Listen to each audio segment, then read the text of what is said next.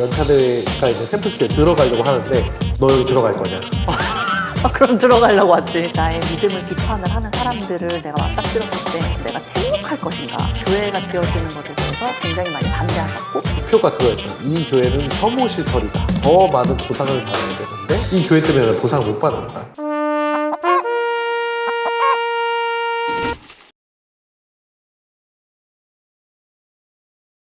네, 안녕하십니까. 프라이데이 돌아오신 여러분들 환영합니다. 오늘 저희가 굉장히 특별한 손님을 모셨는데요. 특별한 이야기를 나눠보려고 합니다. 일단 소개부터 하겠습니다. 안녕하십니까. 네, 안녕하세요. 저는 유유상이라고 하고 교회가 대중과 소통하는 법에 대해서 연구하고 또 그것에 대해서 사람들과 많이 나누고 또 회원들과 그것에 대해서 어떻게 더 잘할 수 있을지 준비하고 있는 회원 중에 한 사람입니다. 후기 성도들이 외부에 있는 사람들과 잘 소통하는 법에 대해서 연구하신다라고 했는데 조금 그거에 대해서 좀 디테일하게 설명해 주실 수 있을까요? 사람들이 이것을 미디어를 통해서 특별히 요즘에는 소셜미디어나 혹은 책이 될 수도 있고요. 그런 다양한 매체를 통해서 사람들이 이 교회에 대해서 알아볼 수 있도록 도와주는 일들을 하고 있고요. 이 일을 부름을 받기 이전부터 벌써 한 13년, 12년 정도 됐는데 그때는 블로그가 있었기도 했고 지식인, 영상, 다양한 매체를 통해서 이 교회가 갖고 있는 믿음을 어떻게 하면 좀 더 쉽게 설명할 수 있는지 그리고 어떤 사람들은 또 오해를 하고 있을 때 그것을 어떻게 쉽게 풀 수 있는지 그것에 대해서 계속 생각하고 또 그것을 컨텐츠를 만들어내고 그런 일들을 하고 있어요. 오늘 저희가 얘기하고자 하는 주제는 조금 조심스러운 주제이기도 합니다. LDS라고 하죠. Latter-day Saints 후기 성도들이 우리의 믿음과 반대되는 사람들을 마주했을 때 그런 상황들을 맞닥뜨렸을 때 느끼는 그런 감정들, 고민들 그러한 것들에 대해서 우리가 어떻게 하면 지혜롭게 좀 대처해 나갈 수 있는지에 대해서 이야기를 해보려고 하는데요. 저희가 이 주제를 준비한 이유는 곧 연차대회가 오기 때문인데요. 연차대회에 대해서 간단히 설명을 드리자면은 1년에 2번 정도 예수 그리스도 후기 성도 교회의 지도자이신 여러 분들의 영감에 찬 그런 말씀들을 듣는 굉장히 큰 행사라고 볼 수가 있겠죠. 행사가 1년에 2번 정도 제가 됩니다. 그런 행사에 가면은 모르시는 분들도 계시겠지만 그런 행사장 밖에 우리 교회를 반대하는 그런 시위를 하는 사람들이 굉장히 많이 있는 거를 볼 수가 있어요. 소셜미디어를 통해서든지 뉴스를 통해서라든지 그런 것들을 볼 수가 있는데 혹시 그런 것들을 실제로 보신 적 있으세요? 연차대회 앞에서 시위하는 사람들을 맞닥뜨린 적도 있었고 온라인에서 제 블로그에 찾아와서 이제 얘기를 한다거나 제가 올린 컨텐츠를 보고서 저한테 따로 연락이 온다거나 그런 사람들을 사실 하루에도 여러 번씩 맞닥뜨리는 경험을 하죠. 그러면 그런 경험들을 할 때 지금은 어느 정도 이런 상황에 대해서 숙달이 되셨겠지만 처음에 그런 상황들을 맞닥뜨렸을 때 좀 어떤 느낌이셨어요? 제가 맨 처음에 온라인에서는 종교에 대해서 왈가왈부하는 사람이 있다는 건 알고 있지만 실제로 연차대회 방문을 했을 때 2015년, 16년쯤이었을 때 그때 이제 실제로 사람을 맞닥뜨린 적이 있어요. 네. 이제 연차대회가 있는 템플스퀘어에 들어가려고 하는데 전 이제 말을 거둔 거죠. 뭐라고 하던가요? 너 여기 들어갈 거냐? 그럼 들어가려고 왔지. 내가 들어가려고 한국에서 여기까지 왔는데. 네, 그러면서 이제 저한테 이제 툭 던져보고 제가 영어를 하는 것 같으니까 영어로 이제 설명을 하는 거예요. 그 사람들은 보통 너가 아무것도 모르고 이런 입장으로 시작을 해요. 너가 알아야 될 게 있는데 하면서 뭔가 숨겨진 것 같은 이야기들을 던지죠. 근데 그때만 해도 저는 이미 사실은 이 교회에 대해서 의심을 많이 한 사람이라고 하면 그 사람보다 제가 이 교회에 대해서 더 많이 의심을 하지 않았을까? 라고 생각을 해서 더 많이 찾아봤던 것 같아요. 더 많이 찾아보고 알고 있었던 거기 때문에 그 사람이 그렇게 저한테 이야기를 했을 때 교회 역사에 대해서도 이야기하고 이 교회가 자기가 생각했을 때 부조리한 것들 교회에 대해서 이야기하고 여성 인권이라든지 흑인 신권이라든지 이런 거에 대해서 저한테 헷갈리게 할 수 있는 명제들을 던지는데 사실 저는 그것에 대해서 이미 확고한 마음을 가지고 있었기 때문에 크게 흔들리진 않았어요. 끊임없이 이제 그런 사람들은 제가 지나간 다음에도 뒤에 있는 사람들한테 이제 툭툭 말을 건다거나 하면서 얘기를 건네는 것을 봤었죠. 그런 사람들을 보면 세분화를 할 수가 있는데 이런 사람들 같은 경우에는 첫 번째는 이 복음을 모르는 사람들이에요. 이 복음을 모르고 mormon교는 틀렸어, 너네 교회 너네 믿음은 틀린 거야 라고 이야기하는 사람들이 첫 번째. 두 번째는 이 교회를 다녀봤어요. 교회에 속해 있었고 어떤 사람들은 이 교회의 복음 안에서 태어난 사람들도 있죠. 그런데 내가 교회 이제 안 다니고 이제 술도 마시고 담배도 펴보고 내 인생 살아보니 이거 잘못된 것 같아. 그러면서 저희한테 이제 말을 거는 거거든요. 이 후자에 속한 사람들에 대해서 이야기를 해보면 그렇지 않아요? 어느 식당에 가서 맛이 없었어. 지나가는 사람들 자꾸 이 식당 맛없어요? 라고 하는 사람 사람들은 별로 없잖아요. 뭐 리뷰를 남길 수는 할 수 있겠죠. 있죠. 리뷰 네. 정도까지는 할 수 있어요. 리뷰 테러를 할 수는 있겠지만. 근데 식당 앞에 서서 시위를 하면서 이 식당 맛없어 절대 가지 마 라고 얘기하는 사람은 없단 말이야. 그런 사람들은 왜 그럴까? 라는 생각들을 많이 했던 것 같아요. 저도 항상 가지고 있는 질문이기는 해요. 왜 그럴까? 뭐 그 사람들을 제가 모두 만나지 못했으니까 모든 사람들이 그렇다라고 얘기할 수 없겠지만 대부분 열심히 활동하는 엑스모라고 얘기하죠. 예전에 이 교회에 다녔던 사람들, 그런 사람들 경우에는 보상을 받고 시작하는 게 있어요. 이 믿음이 사라진 경우에는 교회 안에서 속해 있다 보면 필연적으로 사람들에서 봉사하거나 자신의 것을 희생해야 하거나 하는 때가 오죠. 그런 순간을 자의적이든 타의적이든 계속해서 겪어온 사람들은 그때부터 환산을 하기 시작해요. 내가 이 교회에서 성찬식에 참여하는데 쓴 시간 얼마, 냈던 11조가 얼마, 다른 사람들에서 했던 봉사 혹은 기도, 경전 읽고 했던 그런 모든 시간들을 환산을 합니다. 그런 시간들을 환산을 해서 실제로 그런 블로그나 사이트에 가보면 그런 것들을 환산해서 돈의 가치로 계산하는 사람들도 있어요. 그래서 나는 인생에 이만큼을 낭비하고 있었다. 그렇게 이야기하면서 다른 사람들한테 그렇게 낭비하지 말아라 라고 길을 쓰고 와서 머리 묶고 와서 사람들을 말리는 그런 사람들이 있긴 있죠. 선생님의 말씀을 들으면서 제가 들은 생각은 뭐냐면은 이제 그분들도 교회에 대해서 의심을 했었고 그리고 형제님도 개인적으로 의심할 만큼 했었다라고 하셨는데 형제님 개인적으로 개종자이신 걸로 제가 알고 있거든요. 저는 개인적으로 모태신앙으로 태어났음에도 불구하고 저도 의심을 했던 기간들이 굉장히 많았단 말이에요. 그런데 의심을 하는 것까지는 되게 괜찮은데 저도 이제 선교 사업을 했잖아요. 선교 사업을 한다라는 거는 내 가슴에 예수 그리스도의 이름을 달고 하는 거잖아요. 예수 그리스도의 이름을 달고 인생을 살아갈 때랑 달지 않고 인생을 살아갈 때가 다르잖아요. 나의 믿음을 비판을 하는 사람들을 내가 맞닥뜨렸을 때 그런 사람들에 대해서 내가 침묵할 것인가 아니면은 내가 대항을 할 것인가 그거는 되게 개인적인 선택이라고 저는 생각을 하거든요. 그런데 형제님은 개인적으로 제가 봤을 때는 그들에 대해서 대항을 하겠다라는 선택을 하셨다라고 저는 생각을 했거든요. 그런데 대항을 했을 때 돌아오는 반응들이 사실 저는 두렵기 때문에 많은 사람들이 침묵을 한다라고 저는 생각을 해요. 저도 그 중에 한 명이기도 했고요. 그러면은 과거로 돌아가서 형제님의 이야기를 조금 더 나눠보자라는 거예요. 침묵 대신 대항을 하겠다라고 선택을 하시게 된 이유가 뭘까요? 저는 사실 대항이라고 생각하진 않고 네. 대응이라고 생각해요. 대응. 네. 네. 조금 더 왜냐하면 적절한 단어인 것 같아요. 그게. 네. 저는 성격 자체가 호전적이진 못해서 막 기를 쓰고 누구랑 싸우거나 막 졌다고 내가 밤에 잠을 못 자고 막 이런 성격은 아니에요. 그런데 이야기들을 하는 사람들 분명히 이유가 있을 거잖아요. 그래서 저는 그런 사람들의 이유를 내가 들어줄 수 있으면 한번 들어봐 주자라는 생각이었거든요. 그렇게 해서 형제님이 과거에 그런 블로그 활동을 하셨던 거잖아요. 네. 네. 팟캐스트를 보고 계시는 여러분들도 뭐 검색을 해보시면 아시겠지만 2017년도에 인천 지역의 검암동이라는 지역에 이제 교회가 지어졌을 당시에 그 지역의 많은 분들께서 교회가 지어지는 것에 대해서 굉장히 많이 반대하셨고 그리고 그것에 대해서 이제 많이 시위를 하셨단 말이에요. 그것에 대해서 온라인상에서 굉장히 지혜롭게 대응을 하신 그런 활동을 하셨는데 그 부분에 대해서 조금 설명을 해주실 수 있으실까요? 뭐 그때 당시에는 사실 어떤 상황이었냐면 교회가 지어진다는 소식이 들렸을 때 그 지역에는 재개발도 되고 또 여러 가지가 바뀌고 있는 시점이었기 때문에 그곳에서 그 지역에 교회가 들어온다는 사실을 가지고 맘카페에서 얘기가 돌기 시작했어요. 근데 그 맘카페에서 그 얘기를 돌리기 시작할 때 그 교회에 대해서 비방하는 사람들이 갖고 있는 패턴이 있는데 항상 50%든 30%든 10%든 단 1%든 거짓말을 섞어요. 뭐 자기의 의견을 자연스럽게 개진할 수 있겠지만 제가 항상 거스르지 못하는 것 중에 하나가 그런 거짓말들이 섞여 있으면 저는 거기서 뭔가를 해야 되거든요. 거기서 나와 있던 그 맘카페에서 돌렸던 소문들이 뭐였냐면 그러니까 목표가 그거였어요. 이 교회는 혐오 시설이다 라는 걸 만드는 게 목표였어 보니까. 그래서 처음에는 이 교회 다니면 이단이라서 뭐 전 재산을 뺏기게 돼요 이걸로 시작을 했어요. 일주일 뒤에 가니까 이게 소문이 돌고 돌아서 이 교회 다니면 외국인 선교사들이 와서 우리 아이들을 폭행하고 영어 가르쳐준다고 거짓말하고 세뇌시키고 이럴 거라고 얘기가 써 있었어요. 그 다음 주에는 입에 담지도 못할 것들이 써 있어요. 그러니까 그 안에서 자기들끼리 핑퐁을 주고받는데 점점점 혐오시설이 되어가는 거야. 그러니까 겨울이 됐을 쯤에 거기서 있었던 아주머니들이 한 100명 정도 유모차를 끌고 우리 아이들에게 미래에 방해가 될 수 있는 이런 교회가 들어와서는 안 된다 이러면서 시위를 시작한 거죠. 아, 유모차까지 끌고 나오셨다고요? 그럼요. 이제 우리 아이들의 미래니까 그거를 저도 이제 듣기도 하고 실제로 보기도 하고 하면서 이런 사람들에 대해서 어떻게 도와줄 수가 있을까. 그런 소문들이 돌기 시작한 근본을 따라가 보면 결국엔 그거였어요. 더 많은 보상을 받아야 되는데 이 교회 때문에 보상을 못 받는 거야. 종교시설이라서. 그래서 더 이상 보상을 못 받으니까 이 교회가 쫓겨나면 다른 더 집값도 오르고 뭐 이런 상태를 생각을 했던 거죠. 그래서 어떻게든 이 교회를 쫓아내고 싶어서 그런 얘기들을 만들어낸 거예요. 나중에 한번 자료를 찾아보시면 알겠지만 분들이 갖고 있는 현수막이 있어요. 1번부터 막 13번까지였나? 내용들이 있는데 그 중에서 반박할 수 있는 게 너무 많아요.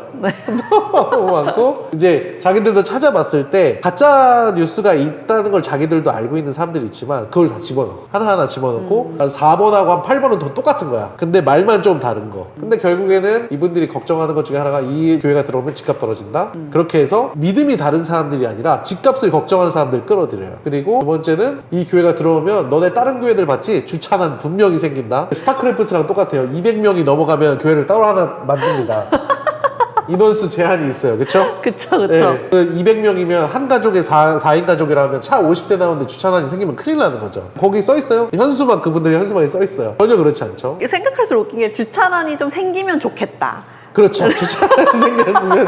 그래서 그 검단에 있는 사람들이 화가 나가지고 그 사람들이 검색을 했더니 이 교회 중심은 어디냐? 신촌에 있는 성전인 거야. 그래서 신촌에 있는 맘카페에다 글을 올렸어, 그분들이. 뭐라고 올렸냐면 신촌에 이 교회가 오래된 성전이 있다고 들었습니다. 거기가 최대 교회일 텐데 거기도 주차난 있죠? 라고 신촌 맘카페에다 올린 거야. 놀랍게도 1년 동안 아무도 댓글을 달지 않아. 왜냐면 그 근처에 사는 사람들은 너무 조용하거든. 너무 조용하거든. 그 너무 동네 가면 조용하거든. 진짜 조용하거든요. 그리고 일요일날 성전에 예배가 없어요. 그쵸. 당연히 주차난이 그쵸. 있을 수가 없지. 그래서 그런 것들을 갖고서 이제 얘기를 하는 거니까 제가 블로그에 했던 것은 그런 분들의 특징이 뭐였냐면 익명이었어요, 다. 그래서 이런 제목으로 썼어요. 몰몬교 검암동 그래서 반대했구나 라고 얘기해서 1번 여러분들이 뭐 주차난에 대해서 얘기했는데 사실 그렇지 않다. 그리고 원하시면 내가 일요일날 가서 사진도 찍어줄 수도 있고 CCTV 링크도 보내줄 수 있으니까 일요일날 그 시간에 한번 봐라. 정말 주차난이 있는지. 그 교회 회원들도 보고 있겠지만 죄송하지만 이 교회는 어떤 분들이 얘기할 때 그 동네 사람들이 저 교회는 언제 도대체 여냐고 할 정도로 너무 조용한 교회잖아요. 그쵸. 그렇죠.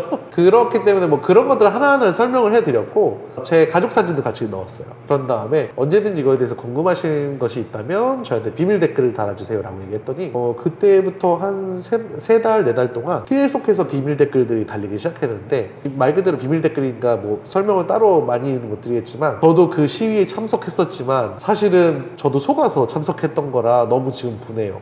얘기하는 사람들도 있었고 저는 언니가 사실 이 교회 미국에서 다니고 있는데 언니가 이 교회에서 아이들 키우는 거 보면서 저도 굉장히 좋은 마음 갖고 있었는데 그런 얘기들이 돌아서 너무 속상해요. 네, 라고 얘기하는 사람들도 있었고 이게 진짜인지 아닌지 당시 한번 증명해봐라 이렇게 다시 한번 얘기하는 사람들도 있었고 굉장히 다양한 분들이 있었는데 이렇게 제가 얘기할 수 있을 것 같아요. 가짜뉴스들을 통해서 비방하는 사람들을 통해 그 많은 사람들이 겪었던 것은 뭐였죠? 그 사람들이 겪었던 마음은 불안. 초조하고 걱정되고 무서움, 공포. 네. 내가 진심을 다해서 썼던 제 글에 대해서는 사람들이 뭐라고 했죠? 위안, 걱정을, 안도감. 그것에 대해서 알겠을 때 내가 그 어떤 글들을 하나 쓰더라도 진실을 되게 써야 되는 이유를 좀 더 찾았던 것 같아요. 그리고 그런 50%든 1%든 거짓말이 섞여 있으면 그런 것에 대해서는 언제든지 항상 사람들이 투명한 진실을 볼 수 있게끔 나는 거기에 대해서 대응을 해줘야겠다라는 생각들을 했던 것 같아요. 감사합니다. 온라인상에서 이렇게 많이 노력을 해주셨는데 제가 알기로는 온라인뿐만 아니라 그 검암 지역에 계시는 와드라고 하죠. 그 동네 교구라고 생각할 수 있는 와드의 지도자 형제님께서도 그 당시에 오프라인상에서 그 지역에 있는 주민들과 화합하고 그리고 또한 이런 오해를 풀어나가기 위해서 굉장히 많이 노력하셨던 걸로 제가 기억하거든요. 그래서 이러한 노력들이 온라인상에서만 일어나는 것들이 아니라 오프라인상에서 일어나고 그리고 온라인상에서 같이 일어났을 때 그런 화합의 시너지가 더 강하게 일어나는 것 같다는 생각을 하게 됐어요. 이런 얘기를 나누게 되면서 저희가 또 준비해야 되는 그런 부분들이 있단 말이에요. 저희가 곧 부산이라는 지역에 성전이 이제 지어지게 되잖아요. 그런데 이제 제가 알기로는 아직은 이제 크게 이슈화 되지는 않았지만 그 성전이 지어지기로 예정되어 있던 그런 지역에 몇 개의 현수막이 붙어 있다라는 거를 제가 알게 됐거든요. 이제 성전을 건축하는 것에 대해서 반대하시는 그런 지역 주민분들께서 성전 건축을 반대하는 그런 현수막을 몇 개를 이렇게 기재를 하셨더라고요. 근데 그런 사진들이 이제 떠돌아다니는 걸 제가 봤거든요. 근데 그런 분들이 가지고 계시는 그런 불안한 마음을 제가 충분히 이해를 하고 있고 저희도 모두 다 충분히 이해를 하고 있고 그런 분들이 이런 지혜로운 방법들을 통해서 우리 교회에 대한 오해를 많이 풀어가셨으면 좋겠다라는 그런 생각을 하고 있는데, 그럼 이제 부산 지역에 계시는 분들이 그러한 반대를 맞닥뜨렸을 때 어떻게 하면 이런 것들을 좀 더 지혜롭게 대응해 나갈 수 있을까에 대해서 그런 이야기들을 해주실 수 있을까요? 네, 뭐 일단은 교회 회원들에게 말씀을 드리면, 교회 회원들 같은 경우에는 사실 세대마다 좀 차이는 있는데, 예전 세대 분들은 뭘 갖고 있냐면 피해의식이 있어요. 주변 사람들이 내가 다니는 종교에 대해서 이름이 올라온다거나 종교에 대해서 이야기를 하게 되면 어렸을 때 갖고 있던 트라우마들이 있어요. 예전에 교권이 굉장히 강했던 때에는 어떤 선생님들은 너 그 교회 간다고 막 이렇게 비난하는 선생님들도 계셨고, 또 어떤 사람들은 그것 때문에 친구들끼리 싸우기도 하고, 어떤 분들은 부모님이 너 그 교회 가면 머리 빵빵 밀어버린다고 했던 그런 분들도 계시고, 그런 세대였잖아요. 맞아요. 네. 근데 오히려 요즘 세대들은 이런 거 링크 있으니까 너 더 알아봐, 이렇게 좀 유연하게 받아들이는 세대이기도 했고, 제가 어렸을 때 저를 돌아보면 저는 너희 교회 이름이 뭐야? 라고 얘기하면 혹시 어떻게 대답하셨어요? 옛날에는 이제 예수 그리스도 홀성도 교회 아니고 마릴성도 예수 그리스도 교회였잖아요. 네. 이름이 너무 길죠. 기니까 플레이가 길. 말하는 그 시간이 너무 기니까 내가 다 민망한 거야. 저는 충청도 사람이거든요. 그래서 너 어디 교회 다녀? 그러면 이 플레임을 잘 설명하는 자신도 없어서 네. 저기 교회 다녀라고 얘기했었어요. 근데 제가 청소년들을 많이 가르쳐 봤는데 청소년들 그런 친구들이 많이 있어요. 거기 큰 사거리에 교회 하나 있어. 저기 있어. 학교 뒤에 있는 교회 있어. 이렇게 얘기하면 또 눈치 없는 친구들은 귀신같이, 야 거기 그러니까 그 어디냐고. 외국인 선교사들 다니는 그 교회 아니야? 나는 이 주제를 이야기하고 싶지 않은데 눈치 없는 것들이 꼭 얘기를 해. 맞아.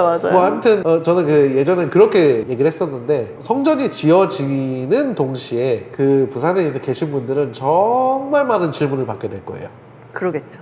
야, 저 교회 뭐야? 저게 너네 교회야? 저게 뭐 하는 거야? 저기서 예배 보는 거야? 그런 거에 대해서 기본적으로 개인적으로 공부를 좀 많이 했으면 좋겠어요. 거기에 대해서 엄청난 시간을 쓸 필요는 없겠지만 다른 사람들에게 소통하는 법을 공부했으면 좋겠어요. 내가 개인적으로 복음을 공부하는 것이 아니라 다른 사람들한테 이렇게 설명하면 조금 더 쉽겠구나. 내가 비회원의 입장에서 봤을 때 내가 가진 복음, 믿음, 성전의 목적, 이런 것들을 어떻게 하면 쉽게 설명할 수 있을까. 그리고 특별히 오픈하우스라고 해서 성전이 건립이 되면 그 성전의 모든 방을 다 들어가 볼 수 있거든요. 비회원들도 초대도 할 수가 있겠죠. 근데 그런 준비가 되어 있지 않으면 그런 기회도 살릴 수가 없겠죠. 개인적으로 그런 기회들을 위해서 계속해서 스스로가 준비하고, 내가 다른 사람들에게 복음을 간단하게 이해하기 쉽게 설명하는 법들을 연습하고 공부했으면 좋겠어요. 그리고 와드에 있는 많은 선교사님들도 그런 것들을 도와줄 수 있는 분들 중에 하나겠죠.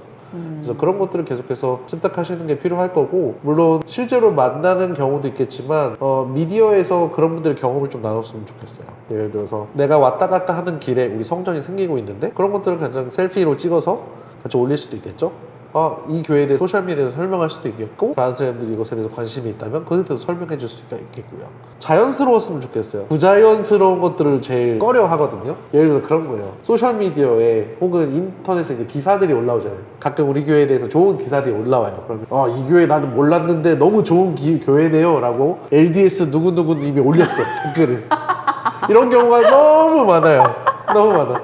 그럴 필요가 없어요. 그럴 필요가 없고, 숨기실 필요도 없고 자연스럽게 저 이 교회 다닌 지 얼마나 됐는데 라고 얘기하는 것도 필요하고, 인터넷 커뮤니티나 유튜브에 가끔씩 우리 교회에 대한 글들이 올라와요. 글들이나 영상들이 올라오면 거기서 저는 뭘 가장 먼저 하냐면 댓글을 달 때 저는 현직 이 교회에 몇 년 동안 다니고 있는 사람입니다 하고 제 신상의 일부에 대해서 소개를 하고, 이것에 대해서 질문이 있다면 저한테 물어봐 주세요 라고 댓글을 먼저 달아요. 신기하게 사람들은 익명의 공간이지만 이 복음을 혹은 이 종교를 갖고 있는 사람들이 여기 안에 있다라는 걸 알게 된 순간에 말을 조심해요. 갑자기 친절해지는 것 같아요. 맞아요. 네, 그리고 정말로 궁금한 것들을 물어보게 되고, 근데 그렇지 않고 방치되어 있는 컨텐츠가 있으면 계속 그런 말도 안 되는 맞아, 그거야. 말이 안 되는 것들이 핑퐁으로 돌아다녀요. 처음에는 그냥 야, 이 교회 이단 아니야? 부터 시작해서 저 밑에 가보면 야, 이 교회 진짜 사회에 있어서는 안 되는 사입이 아니야? 막 이렇게 진짜 막 그렇게 되어버리는 경우도 있어요. 그런 것을 우리가 뭐라고 하면 세 글자로 뇌피셜이라고 하죠. 그래서 그런 뇌피셜들이 모이기 전에 물기를 바꿔주는 거예요. 실존하는 사람이 여기 있다. 궁금한 게 있으면 나한테 물어봐 달라.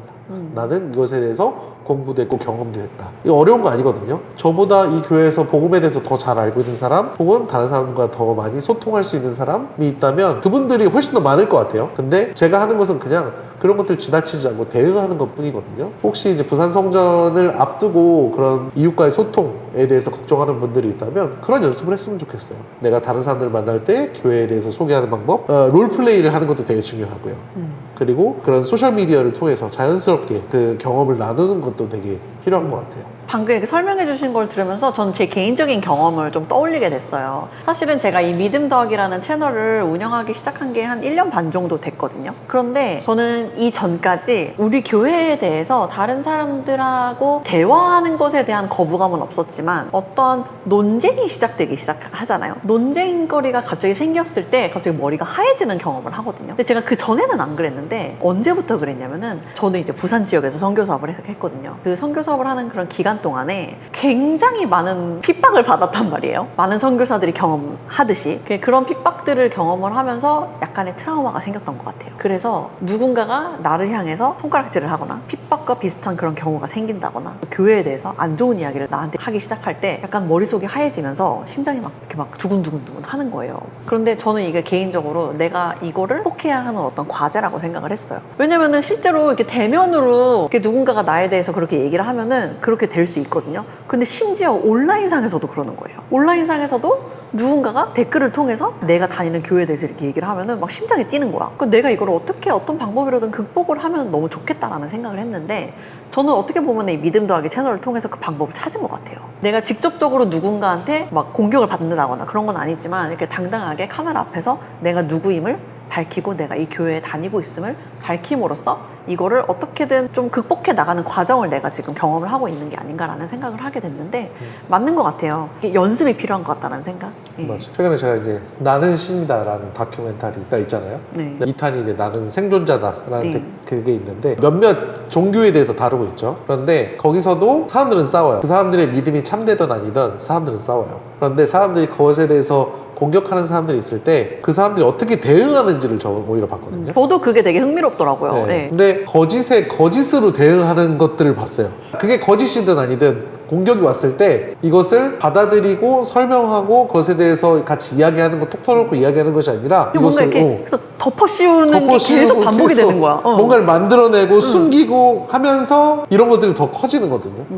진리는 칼보다도 더 날카롭잖아요. 그래서 사람들과 그것에 대해서 이야기할 때 숨기거나 속이거나 하는 것이 아니라 실제로 가지고 있는 것들을 설명하는 것이 더 중요하고 그것에 대해서 나누는 것이 더 중요하다고 그걸 보면서도 느꼈던 것 같아요. 내가 하는 방향이 제가 하고 있는 방향에 대해서도 저도 굉장히 헷갈릴 때가 많았거든요. 그럼요. 그런데 그런 것들을 보면서 내가 하고 있는 방향이 맞구나라는 생각들을 하게 됐던 것 같아요. 오늘 되게 좋은 이야기가 오고 갔는데 사실 제가 이 촬영을 시작하기 전에 굉장히 특별한 어떤 이벤트에 다녀왔거든요. 근데 그게 뭐였냐면은 종교인 연합에서 이제 우리 교회와 같이 주최를 하는 종교인 연합 평화 포럼에 다녀왔어요. 근데 거기에 원불교에 종사하고 계신 분도 계셨고 뭐 유교에 종사하시는 분들 이게 여러 종교에 계시는 분들을 제가 이렇게 직접적으로 만나 뵐 수 있는 그런 기회가 있었거든요. 그런데 그러한 분들과 대화를 나누면서 진짜 그냥 모든 것을 다 내려놓고 우리가 정말 화합하고자 하는 그런 마음으로서 만나게 된다라고 하면은 논쟁할 거리가 정말 1도 없구나라는 그런 생각을 하게 됐던 것 같아요.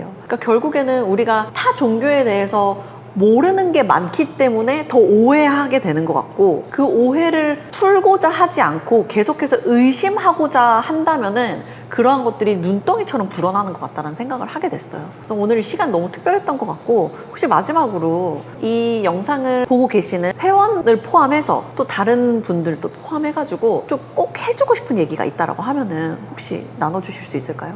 혹시 그런 생각 해보신 적 있으세요? 왜 다른 사람들이 우리의 믿음에 대해서 신란하거나 공격하려고 하는지? 여러 가지 이유가 있을 거라고 생각을 하는데 제가 그냥 개인적인 경험을 바탕으로 생각했을 때는 이거인 것 같아요. 아무래도 교파의 규모가 좀 작다 보니까 우리는 아직은 소수잖아요. 소수이고 아무래도 약자이기 때문에 그분들이 가지고 계시는 그런 믿음과 우리가 가지고 있는 그런 본질적인 믿음이 본질적인 면에서 차이가 나기 때문에 어떤 생각의 차이에 의해서 그런 게 아닐까라는 생각을 하는데 또 다른 이유가 있을 수도 있겠죠. 뭐 여러 가지 이유들이 있겠죠. 말씀하신 것도 그렇고 저는 그 근본적인 원인들이 여러 가지가 있겠지만 우리에서부터 찾아보면 우리가 이 복음이 지상에 유일하게 참된 복음이라고 이야기하는 순간부터 그 사람들 우리하고 등을 돌리게 돼요. 갑자기 뜨끔하는데요? 근데 우리는 이걸 거부할 수 없는 진실이죠. 그것을 다른 사람들을 공격하는 물건으로 써서는 안 된다고 생각하거든요. 내가 믿고 있는 것이 참되다는 것을 알리기 위해서 내가 믿고 있는 것이 참되다는 것을 아는 것은 중요하지만 그렇기 때문에 네가 틀렸어 라고 얘기하는 순간부터 논쟁은 시작이 돼요. 약간 부부싸움 같아요. 그렇죠. 내가 맞았고 너는 틀렸어. 네. 그렇게 되면 부부싸움 절대 안 끝나거든요. 맞아요. 저는 다른 사람들을 내가 이 세상 모든 사람들을 사랑한다 라고 얘기할 수 있을 정도의 좋은 사람은 아직 못 됐지만 이 교회를 비난하거나 힐난하거나 또 비판하는 사람들의 이야기를 듣고자 노력해요. 그리고 그 사람들이 틀렸다는 걸 지적하는 게 목적이 아니라 내가 왜 이것이 참되다는 것을 믿고 있는 건지를 전하는 것이 제 목적이에요. 그리고 특별히 온라인 상에서는 제가 할 수 있는 최대한의 친절을 베풀고 그리고 그 사람들한테 친절히 답변을 해주려고 노력을 해요. 그랬을 때 판단하는 것은 누구인가? 저를 공격했던 사람들이 아니라 나중에 그 언젠가 이 글들을 발견하는 사람들이에요. 누군가는 우리를 무차별적으로 공격하고 나는 그것에 대해서 최선을 다해서 친절하게 응대하고 예수 그리스도의 모범을 따르기 위해서 노력을 해요. 그런 대화들이 몇 번 지나고 나면 어느 순간 그런 댓글들을 보고 그 안에서 예수 그리스도를 발견하는 사람들이 있죠. 저는 그런 사람들을 위해서 최대한 그런 댓글들을 남기거나 혹은 그런 글들을 쓰려고 노력하는 거예요. 되게 많은 생각을 하게 되는 그런 말씀을 해주신 것 같습니다. 오늘도 저희가 이렇게 되게 좋은 이야기를 나눠봤는데 어떻게 결론은 내릴 수 없는 것 같아요. 오늘 팟캐스트의 결론은 이렇습니다 라고 그 결론을 짓기는 어렵지만 우리 스스로에게 우리가 앞으로 어떻게 해나가야 되는지에 대한 스스로에게 질문을 던지는 그런 기회를 저희들한테 제공을 해주신 것 같아서 저는 그 부분에 대해서 되게 감사함을 많이 느끼는 것 같고요. 감사하다.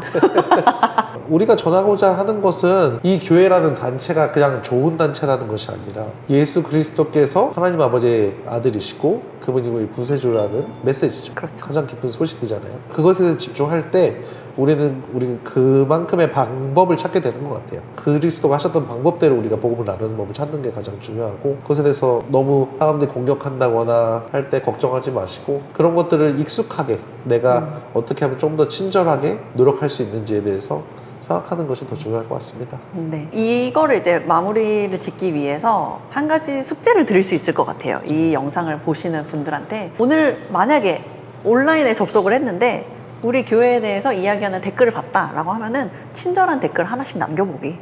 이거 하나로 시작해 볼 수 있는 게 가장 좋지 않을까라는 생각을 하게 됩니다. 친절도 근육이랑 같아서 친절을 한 만큼 더 앞으로 친절해지는 맞아요. 법을 배우게 되거든요. 맞아요. 그래서 내가 할 수 있는 최선의 친절을 쥐어짜서 진짜 쥐어짜서 이 약물고. 네, 그렇게 시작해보는 게 가장 좋을 것 같아요. 네, 감사합니다. 숙제 꼭 한번 해보시길 바라겠습니다. 그러면 오늘 이렇게 특별한 손님 모시고 우리 후라이데이 팟캐스트를 진행을 해봤는데요. 이렇게 바쁜 시간에도 저희와 함께 해주셔서 진심으로 너무너무 감사드립니다. 이렇게 해서 우리 팟캐스트 후라이데이 마무리하도록 하겠습니다. 감사합니다.